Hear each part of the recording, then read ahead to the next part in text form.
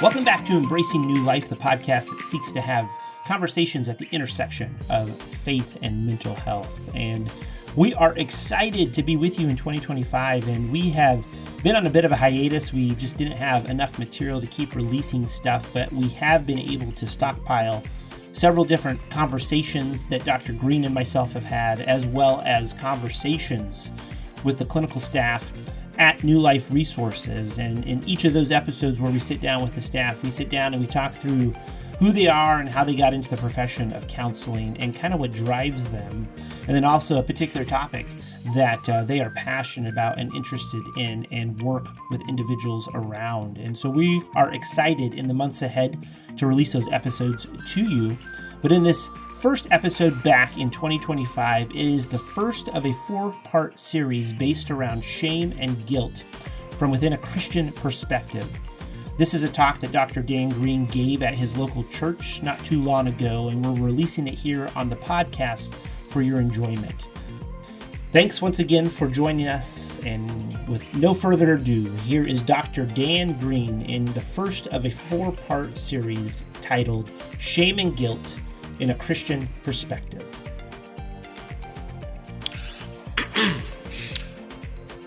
Well, this topic of guilt and shame is a topic that's very dear to my heart. I've been studying it since about 1990. And I started to study this after my postdoc work was completed, and I was working in a clinical setting, and people continually were raising this issue of guilt and shame. And I was thinking about all of my training and my academic work and my mentoring, and I realized this was almost never brought up in my training. And yet, everybody seems to be talking about it. And so I began to explore, from my Christian vantage point, understanding guilt and shame, and then looking into the psychological literature as well. This initial study was done with close friends of Lynn and I's, Mel and Ingrid Lorenz. At that time, Mel was senior associate pastor at Elmbrook Church. Lorenz was working on my staff as a social worker, and Lynn was working as a teacher. So we had these different vantage points of looking at the human condition and trying to understand guilt and shame. This led initially to a couple of books, multiple articles that were written, courses that I've been teaching since then. But I continue to explore because it is so relevant. And I hope that in the next 4 weeks I'll be able to offer you some insights in how, from our Christian perspective, we can understand this most basic of human conditions and how we can get resolution. That we're not to be tormented, we're not to be living in fear, we're not to be living in shame and isolation, cut off. Rather, we are designed, and God has made provisions for us to resolve guilt and shame, and we're going to take a look at that. In my work, we've had some of our books translated into many languages. Here's just a couple of the covers, and I share with you how different cultures represent this in their community. The original book is the purple one, that's American, kind of symbolic, kind of heady. But then you look at the green one, which is Mandarin, and they focused on the hiding aspect. When I first saw that cover, I was like, I don't get it. And it was explained to me, the frog under the lily pad is hiding in shame. Okay. In the Korean, I'm told, the one with the dove, they were focusing on the freedom. Another book in the American, again, very cognitive, just the words. But the Czech book, the red with the woman curled up, I've always appreciated that because I think that image captures sometimes that angst, the pain of shame, of wanting to protect, wanting to cover up, wanting to be invisible, and yet we can't. The Farsi copy, I meant to put a different slide here. The Farsi version has just a close-up of one eye. And as I talked to the editor, why they chose that, they said, because when we are feeling shame, we feel like we are so exposed, that we are so seen, and there's nothing we can do about it. Well, as we explore these topics of guilt and shame, I'm mindful of C.S. Lewis's observation. Those of you who have met my sister know I must work in at least a couple of C.S. Lewis references. That he observed, I sometimes think that shame, mere, awkward, senseless shame, does as much acts and let me start that over again. I sometimes think that shame, mere awkward, senseless shame, does as much towards preventing good acts and straightforward happiness as any of our vices can do. We'll see that in the human experience, shame inhibits, it shuts us down, it blocks us from giving and receiving love, it prompts us to be defensive, it prompts us to act in ways to cover over, to hide. How many times do we see that the crime actually becomes the cover-up? We see this at the national political levels. We see this in our own personal lives.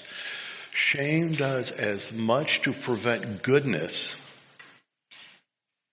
as our vices. I think that's a very helpful observation. Shame, we'll see, brings confusion. And the consequence of confusion for the human is great distress, hiding, false accusations, false attributions of responsibility, blaming self when not guilty, blaming others when self is guilty, blaming God when God is innocent, etc. The confusion that becomes so profound in a person that's wrestling with shame is, and I think again of C.S. Lewis's Screwtape Letters, when a person is in that confused, shame-based state, they're shut down. They're out of commission, so to speak. The evil one doesn't need to, at this point, invest in any more activity with that person. They're already out of commission. We can recognize in the creation that there was chaos and the Creator God brought order. And we're going to look similarly inside our own human experience. How do we bring order? How do we discern, sort out between what is shame, what is guilt? How is each resolved? And in doing that, I want to spend the next 4 weeks first establishing some parameters and some framework for how we're going to sort it out, and then look more specifically at some strategies that I found really helpful in sorting it out. Now, why do we have this hassle? Well, page 2 of the scripture gives us a real beautiful scenario of how it's designed to be.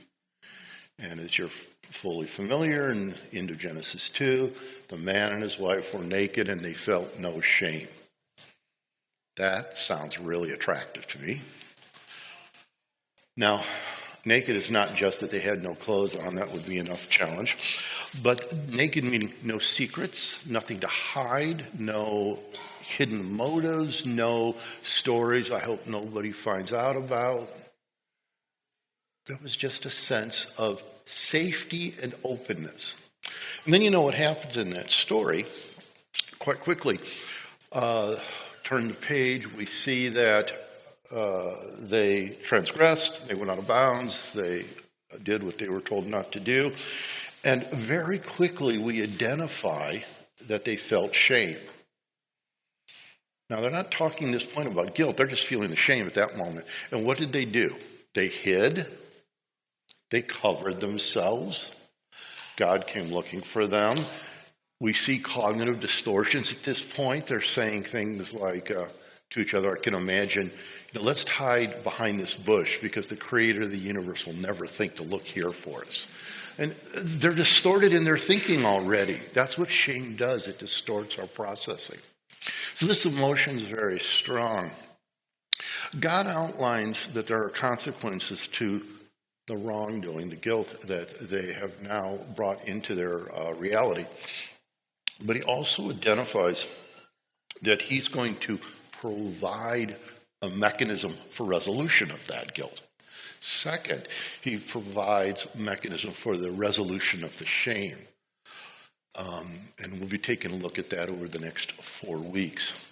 So in my Christian understanding, guilt and shame made a tremendous amount of sense why it's such a big deal, and that there are ways to resolve this. We are not to live chronically in guilt and shame.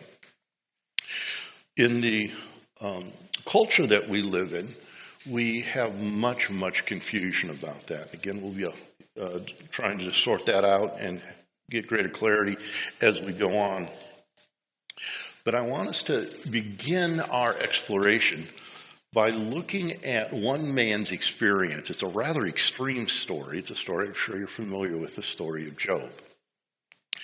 And as we look at his experience, I'm not going to be addressing this theologically. I'm going to address it more phenomenologically. I want to talk about his experience, what it was like to be Job as these events were happening. We'll use a little imagination, although the text gives us a lot of experiential data. And we can start off, it was hard. But at the beginning of the story, things were pretty good. In fact, we're told in the land of Uz there lived a man whose name was Job. This man was blameless and upright. He feared God and shunned evil. And he had a good life. Things were good for Job. And he was very clear where he was in his relationship with God and honored God in all that he did. He was well respected. He was quite affluent, successful, etc. But then, in his experience, not knowing what's going on at a higher level, he receives news that he's lost everything. Messenger after messenger, and as you read the text, it identifies such as, everyone was slain. I am the only one to survive.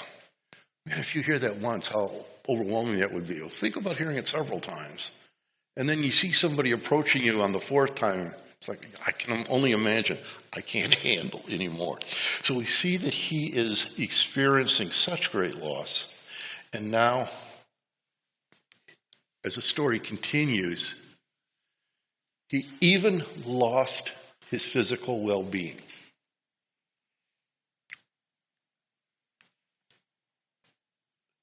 His possessions, his livelihood, his family, now his own health.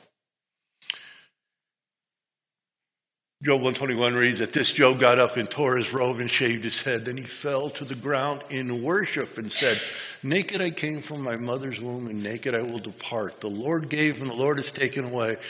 May the name of the Lord be praised. Things are not going well for him right now. I can only imagine the sense of despair and confusion. He's just overwhelmed with nothing makes sense. We human beings need to have a story that accounts for our experience.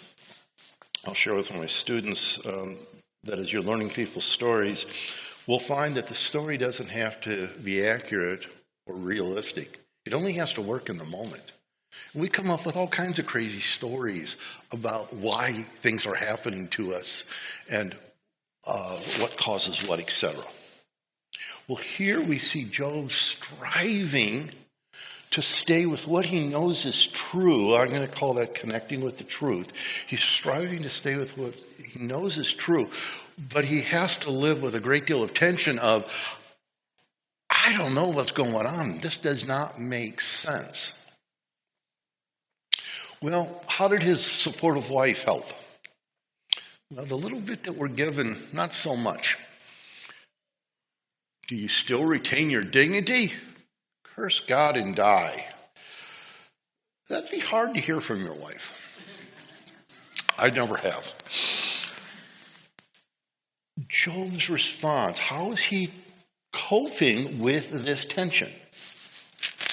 You speak of one of the foolish women speaks. What shall we receive? What shall we receive good at the hand of God? And shall we not receive evil? Now, he's still trying to make sense out of his experience. His wife has seen everything lost. She has lost her children as well. She has great losses as well. And she's really struggling to make sense out of this. Well, then his friends come. Now, they sat with him for 7 days. That's pretty good. I'd find like 30 minutes sometimes kind of uncomfortable. So 7 days, and they're not even speaking, for they're recognizing the depth of his pain. Maybe it would have been better had they stayed there. They argued that his suffering is due to his sin, or maybe his children's sin. So they kind of took turns. They're trying to come up with an explanation. Why have these things happened? It must be because of something you've done. Well, we saw at the beginning he was blameless before the Lord. Well, maybe it's, your children are the ones that got actually wiped out, so maybe it was something they did. No. Trying to help, they made it worse. Trying to give an explanation that would make sense, they actually led him in the wrong direction. Very distressing for him. And then in chapter 10, we have this fascinating observation. If I am guilty, woe to me. Even if I am innocent, I cannot lift my head, for I am full of shame and drowned in my affliction. So he has been told by these men that he trusts, that he has been consoled for days and days, you're guilty. You're guilty of something. Maybe it's a hidden sin. Maybe it's sin you're just not telling us. But you're guilty. And he's saying, I don't see the guilt. But even if I am guilty, the reality is I am overwhelmed with shame, drowned in my affliction. One of the things I noticed back in 1989, 1990, when I first started this study, is how many people described when they would feel intense shame, they felt like they were drowning. They would talk about going under, of feeling like they couldn't breathe, they were suffocating. The overwhelming emotion was so intense. This is how Job is describing it. And in this experience, he's wrestling with, I can't make sense out of this. But what I do know is the shame is overwhelming me. Is it possible here that he was so overwhelmed by shame, just crushed by it, and he's not guilty?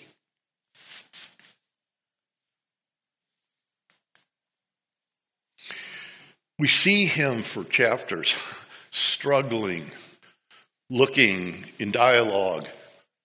Is it my fault? Am I guilty of something? Why? Why is this happening? I'm overwhelmed with shame and I'm drowned in my affliction. A lot of us have these experiences at points in life. Overwhelmed. Why? I can't make sense out of it. Is it something I've done? We are such a, I'll try to get the term pronounced right, meritocracy, where we are organized around what we have earned, what we deserve, all about our performance. There is a myth in our culture, we get what we deserve. It's a myth, but yet it's very profound. And how do I make sense out of this overwhelming sense? Everything has fallen apart. I'm so overwhelmed I can't even think straight.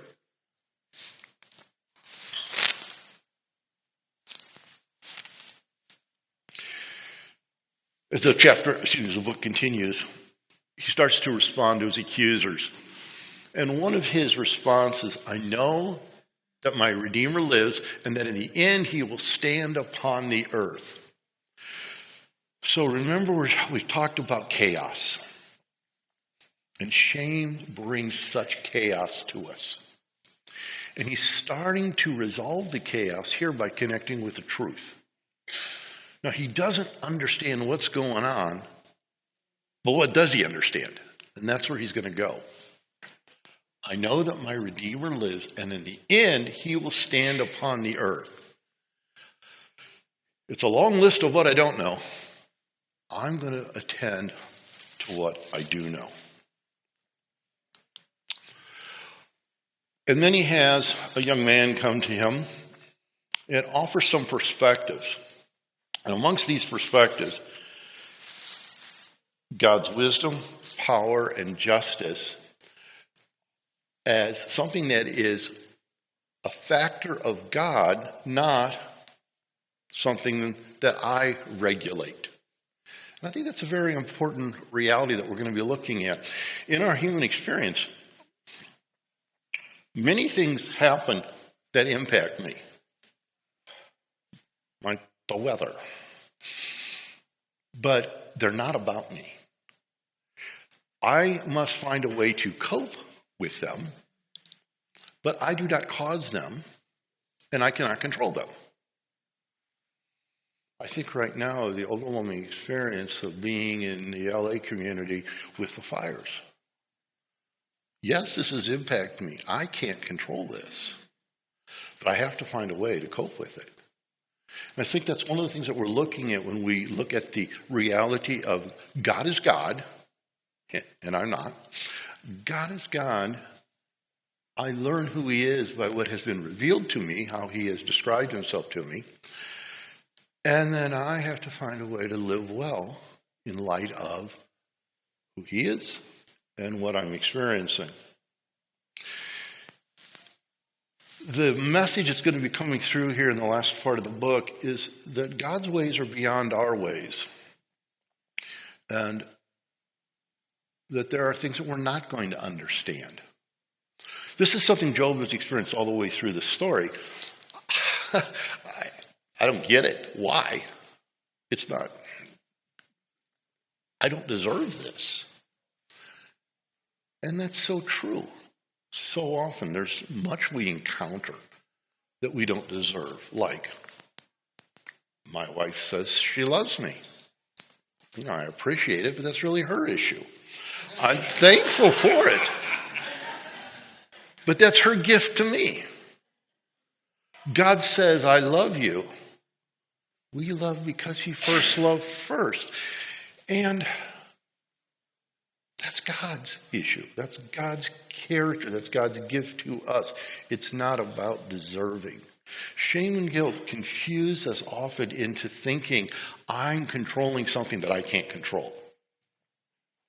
And that the accusations of false guilt often are every bit or even more damaging when a person actually is guilty of a wrongdoing. And we'll see that sometimes that's harder to resolve. But the non-resolution always brings chaos. And chaos is not God's plans for us.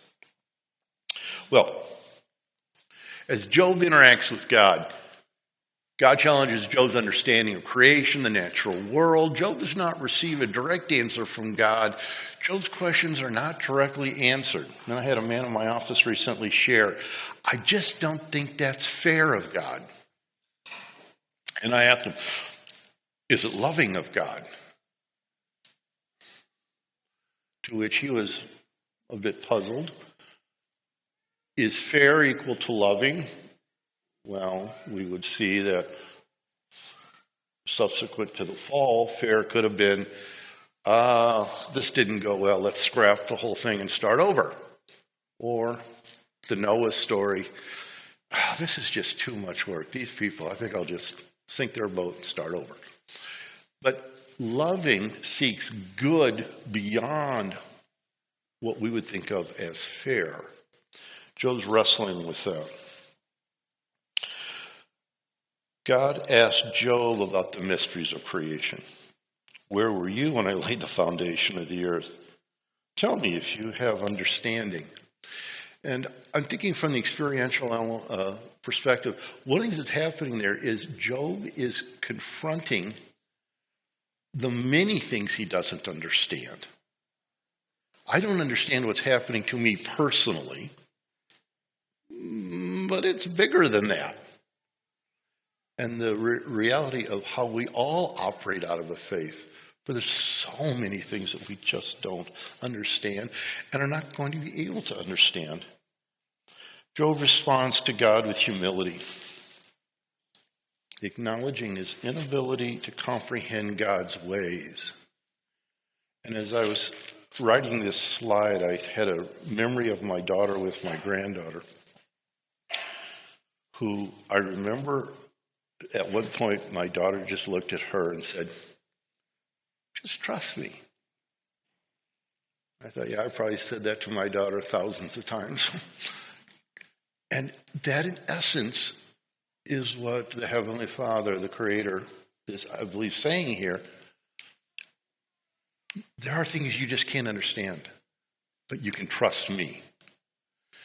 And I'm going to call that connecting with the person of God. This is a very personal interaction, but it's an interaction where our God is staying very true to who he is. And Job, in his experience, is trying to figure out, where is safety? Where can I connect? What is real? Well, I'm sure you're familiar with how the story ends. Things are restored in ways, and Job continues on. Well, for our discussion, these questions that Job asked, why? I'm continually being told I'm guilty. Am I guilty? Is it my fault? Why am I falsely accused? Where is justice? What would justice be in this story? Why am I not believed? Such a painful human experience, to be speaking truth to someone that you care about and they're not believing you. Why has everyone turned against me? Why doesn't God vindicate me? Why has God abandoned me? These are experiences that we see evidence that Job experienced, but these are very common experiences that we have. That the human condition, since the fall, has us in this disconnected state where we're wrestling with guilt, the breaking of the shalom, the absence of the holiness, and we're also striving to get relief from the shame. How do we sort this out? How can we understand this? We're wanting to reduce confusion between shame and guilt, and then we're wanting to look at how do we resolve each. For we're not designed, it's not God's intent that we stay in these places. So, what I'd like to do next is just review with you what I understand are the most basic of human needs. And it's in understanding our human needs that we're going to see why shame and guilt can play such a profound role. And it'll give us some insight in how we can resolve. Identify three needs that are interrelated. There is strong support in multiple areas of science, in theology, in philosophy, in anthropology. I'm told in biology as well. But I'd like us to consider that our most basic needs, first, to know and be known, to have somebody know me, what it's like to be me, who I am uniquely, and to know another. Even thinking about how Scripture talks about Judgment Day, that deep need to be known is represented there. Now, it may not be some things that I would like to be known, but it goes to the very nature that we are designed to be known. It is so important to us. One of the most painful things for people is to have someone that you think knows you or understands. You draw a false conclusion about you. That experience of not being known. we also have a deep need to know some others, to know what it's like to be them, to transcend beyond ourselves into knowing another person. Now, we recognize that people that don't show that, we talk about they have disorders. They don't function as humans ought to function. The need to know and be known deep within us. Second, to love and be loved. To love another. Little children reach out to their caretakers, usually their parents. They long to not only be known, see me, let me show you what I just drew. Oh, it's a squiggly line. Beautiful. Oh, you get it. That's what I was going for. It's a horse. Okay. They long to be known. They long to have that goodness given to them. We need to receive love, but we also need to give love. They see a parent, maybe just kind of down and tired, and they come up. Are you okay? Can I get you something? Let me entertain you with a little silly something or other. Whatever that they do in that moment, they're trying to bring good into the other. As we mature, that is still so central. Loving and receiving love. Unresolved guilt and shame blocks both of those tremendously. Unresolved guilt and shame with secret keeping, with defensiveness, blocks knowing and being known. And then the third element of our most basic of human needs is we need to connect.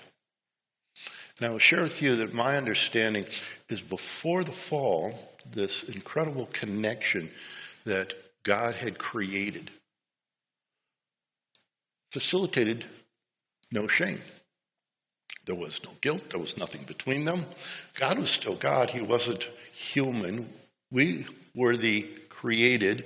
We were in his image, but we were not him. But there was this connection. The amazing they walked together in the garden. It's hard to imagine. With the transgression, the fall, came disconnect. We're going to see that this connect-disconnect dynamic is central to how we process being a person. We are designed to connect. When we walk into a room, who do I know? Who am I really comfortable with? Who don't I know that I'm curious about? We're assessing, where do I go? We're not indifferent to each other. We're pulled towards. We long to connect. So when our needs are met, we could say we flourish. But when our needs are not met, we flounder. And when our needs are not met, we try to find a way to meet them. That's what we saw Adam and Eve doing when they're hiding. And then with the distorted thinking,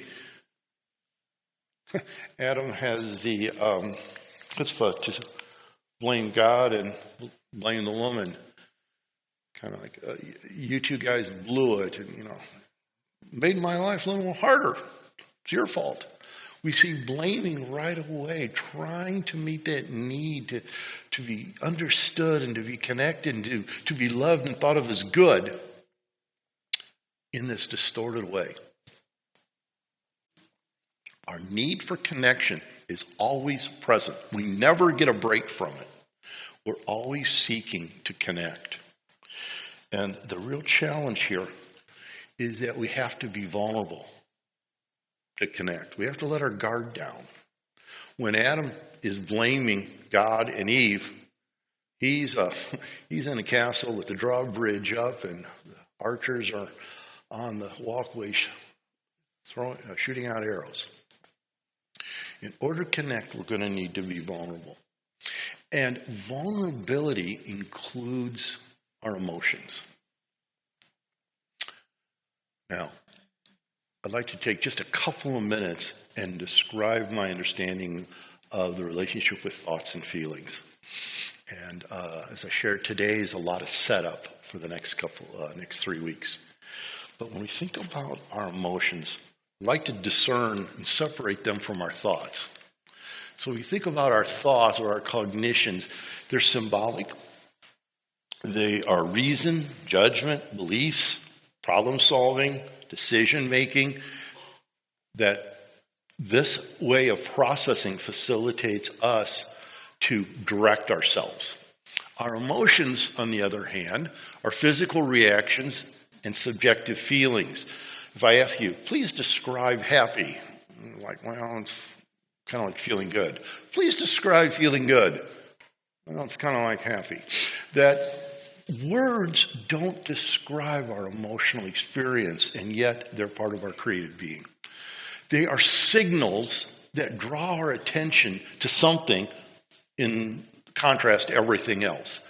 So they're going to be signaling us, and their motivation and our energy.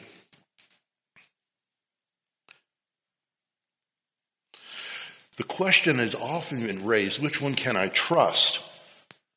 Which one is reality-based? Which one comes first? And in my academic study many decades ago, there was a question called affective versus cognitive primacy. I'm sure all of you were reading about this back in the early 80s. I may have been the only one. What they learned after literally thousands of studies is it sort of depends on where you start the measurement process. In other words, our thinking and our feeling are so intertwined that we really don't have one causes the other. Rather, each is causing, influencing, and responding to the other continually.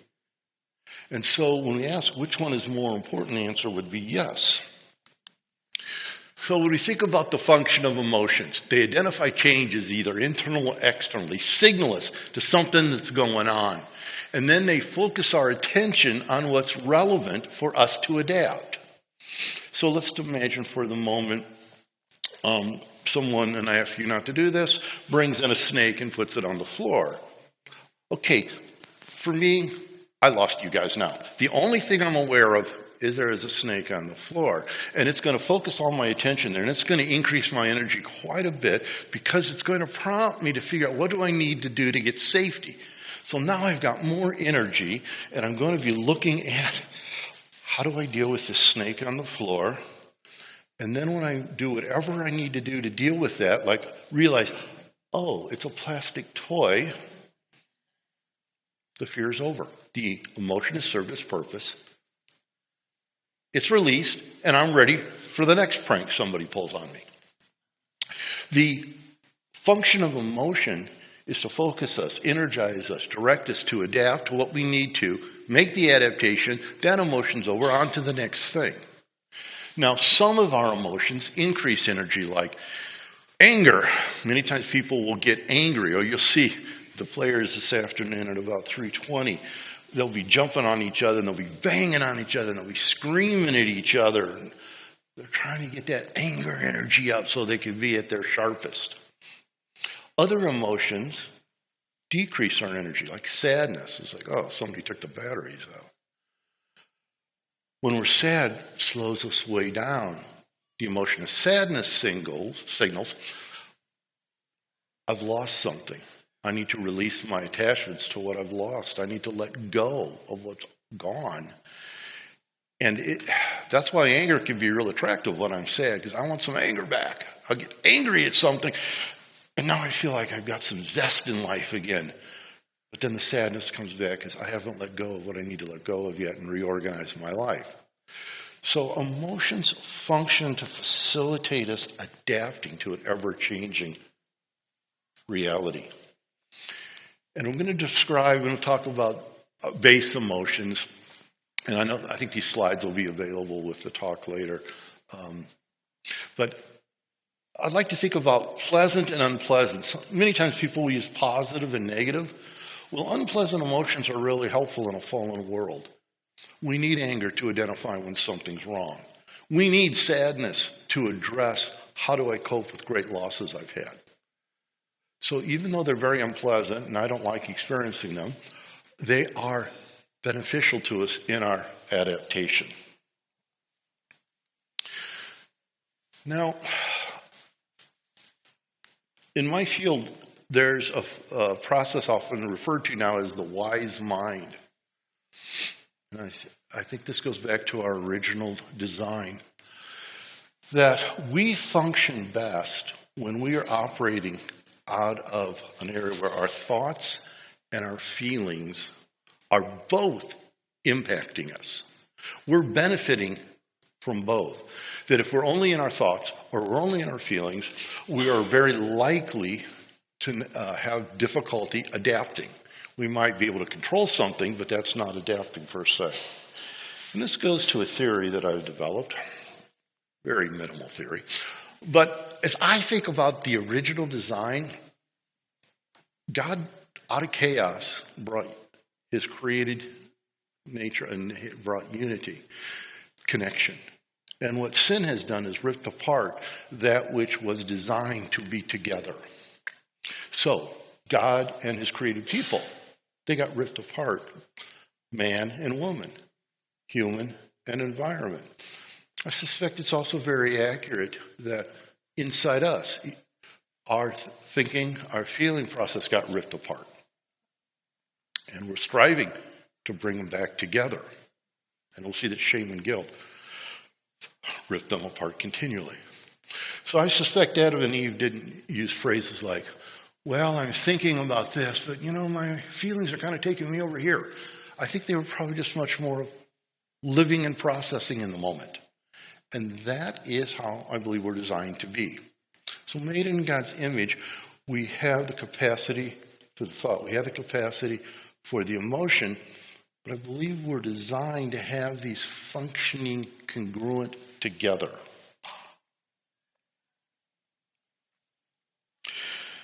As we look at a biblical understanding of emotion, as I shared, I believe they were probably undifferentiated before the fall. That's just a hypothesis. But made in God's image, we see that God has affect, but he has affect without the consequences of the fall. His emotion and his processing is holy and perfect. We are made in that image, but ours is tainted. It has a brokenness to it. And the wholeness that we're designed to have comes through a sanctification process of renewing our minds, which is not just our thinking, but our whole processing. Our message this morning was talking about that. We know that unresolved anger is very detrimental to cardiac health, other forms of health, immunological health, that we are designed to be congruent, to have our thought, our feeling together. So when we look at this topic of guilt and shame, we're going to work to sort it out. We got Job in a scenario where he's so overwhelmed in chapter 10. He's so overwhelmed. He's used his thinking as much as he can to sort it out. He's holding on to what he knows is true and real. But he's drowning in the intensity of the shame that he's feeling. And we're going to take a look in the next 3 weeks. Well, how do we get out of that drowning? How do we get out of that chaos? And how do we meet those most basic needs to know and be known, love and be loved, and to connect? So let me wrap with that just a couple of minutes early and pick up next week.